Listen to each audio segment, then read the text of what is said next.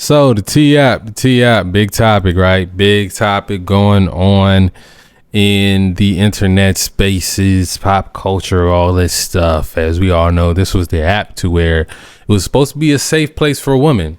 Woman could come on the internet or come on this app, see or post a guy that they're talking to, or see if a guy that they already are talking to is already on the app, and other women give advice or give their experience with that guy.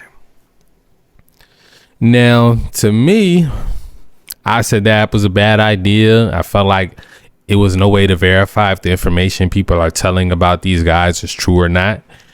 And it seems like karma came back to affect these women. So this article right here says the T-App had a major data breach. Millions of selfies and driver's licenses were leaked by a mysterious hacker. So basically, when you were signing up on this app, you had to show if you are a woman or not. You had to show if you're a woman or not somehow.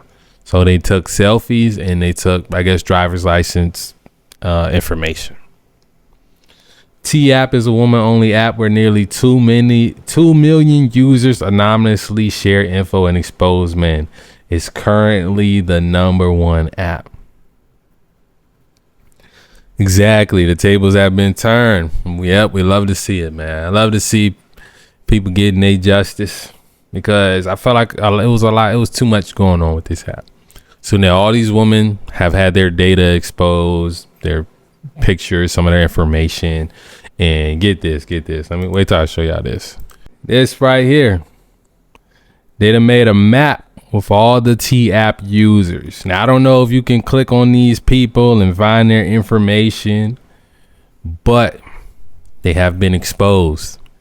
All the women who've been using this app,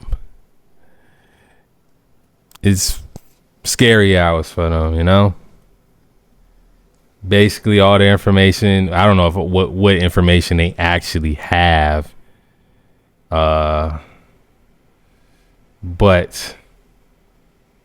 you never want your data just out there in the world or people being able to click and see where you're from. And you got to think a lot of people that were signing up, the thing is that the reason why they were so comfortable sharing information about these men is because it was supposed to be anonymous. But obviously the hacker was able to make it unanonymous because now you can see who said what about you, find out where they're at.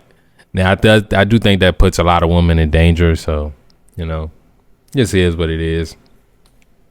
We got to go back to, like I said, women just need to do background checks, check out their My Chart.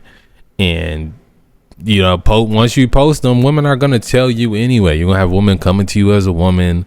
Some women going to be lies. You're going to have fake pages hitting you up. People hitting you up off random numbers talking about, oh, do this, do that. Oh, he used to do this. He used to do that. So the T-App was unnecessary. And I'm glad that it's looking like we are coming into a space where we can move past the T-App, leave the T-Apps in the past. Because at the end of the day, we can't verify this information, man. This takes me back to like high school when there were exposed pages.